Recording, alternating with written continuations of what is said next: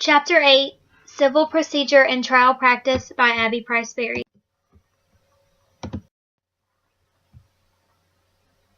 This chapter was all about the trial process and the roles everyone involved play in the process. Before we start talking about court cases, we need to understand the terms and roles each person plays.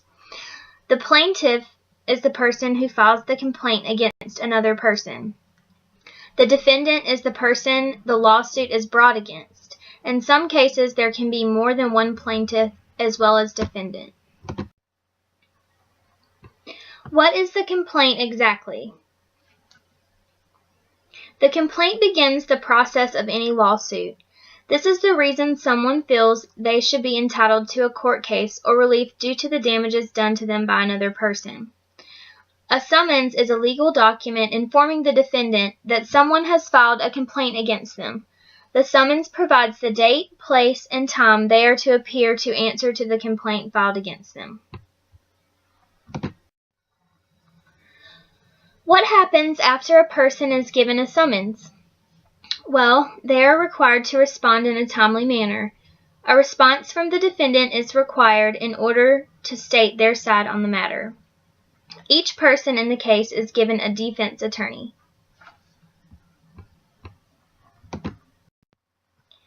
The defendant can file a counterclaim which basically states that the plaintiff is the one who actually caused the damages, or that the damages were caused solely due to the plaintiff's disregard for the situation. The defendant can also file a bill of particulars which states they want more information from the plaintiff on why they are filing a claim against them. What happens before a trial? The process before a trial is known as the discovery process. This is the process of gathering all the evidence to support and defend your side.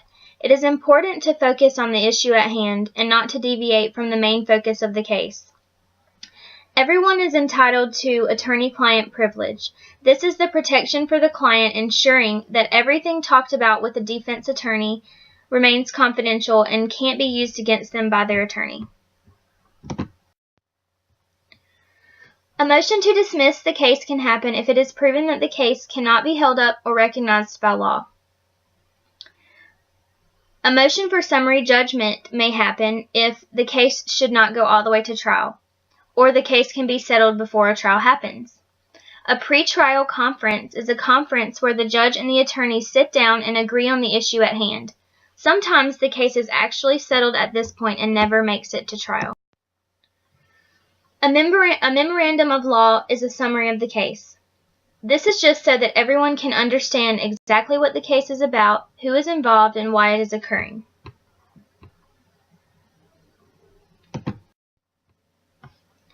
The judge acts as a mediator during the trial. It is his or her job to ensure that each side is treated fairly and equal. The judge decides whether or not the evidence presented is admissible or not. The jury is usually made up of 12 people who review and discuss together all the aspects of the case.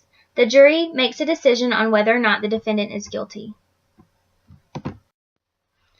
A subpoena can be issued to someone in the event they are called on as a witness or to provide documents assisting the case.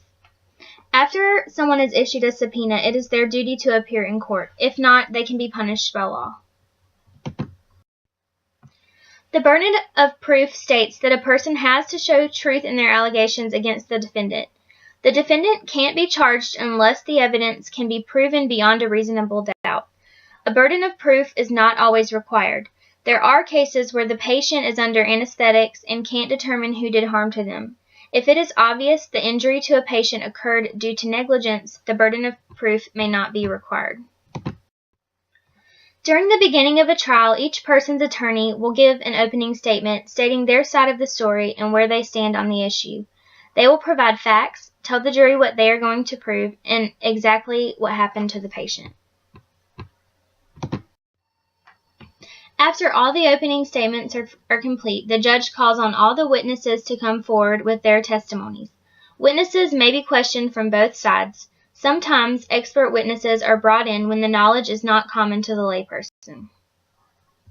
Witnesses can provide an oral testimony, a written or computer documentation, physical evidence, or expert witness. Let's discuss the case presented in the chapter.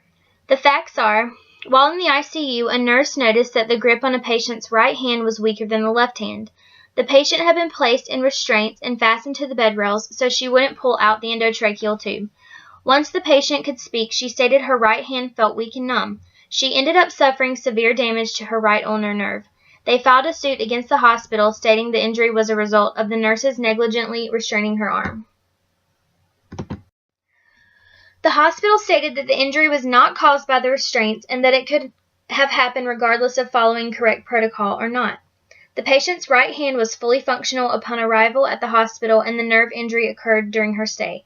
She was heavily sedated and restrained during the procedure, so she was under complete care of the staff at the hospital. Answer these discussion questions. Was the injury within common knowledge of laypersons? What procedures should the medical center implement in order to prevent this from happening in the future? Explain what res ipsa loquitur is and apply it to this case.